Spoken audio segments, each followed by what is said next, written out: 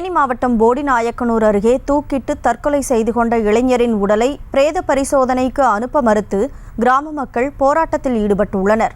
மேலும் தற்கொலைக்கு காரணமானவர்களை கைது செய்ய வலியுறுத்தி சாலை மறியல் போராட்டத்தில் ஈடுபட்டுள்ளனர்.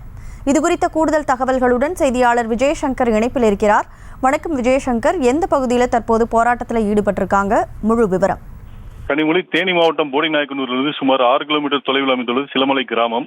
இங்கு பஞ்சாயத்து யூனியன் அலுவலகம் அருகில் சேவை மையம் நடத்தி வருவர் லட்சுமணராஜா என்பவர். இவருக்கு திருமணமாகி 3 வயதில் குழந்தை உள்ளது. இன்று காலை சுமார் 11 மணி அளவில் தனது வீட்டில் இவர் தூக்கிட்டு தற்கொலை செய்து கொண்டதாக கூறப்படுகிறது.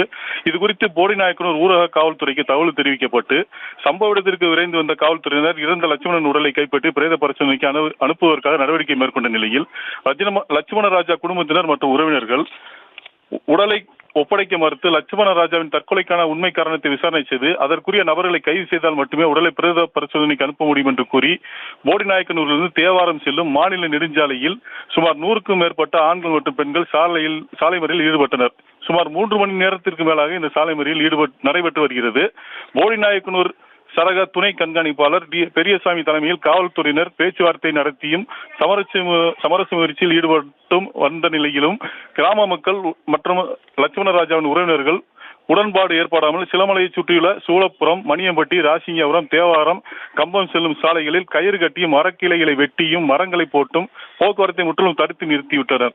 இதனால் தேவாரம், பாளையம், கம்பம் செல்லும் பேருந்துகள் மற்றும் பள்ளி வாகனங்கள், இருசக்கர வாகனங்கள் உட்பட அனைத்து வாகனங்களும் மாற்றுப்பாதையில் திருப்பப்பட்டு வருகிறது.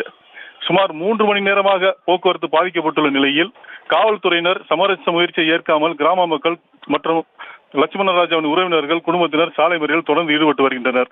காவல்துறையினர் இந்த தற்கொலைக்கான காரணங்கள் குறித்து தீவிர விசாரணை மேற்கொண்டு வருகின்றனர்.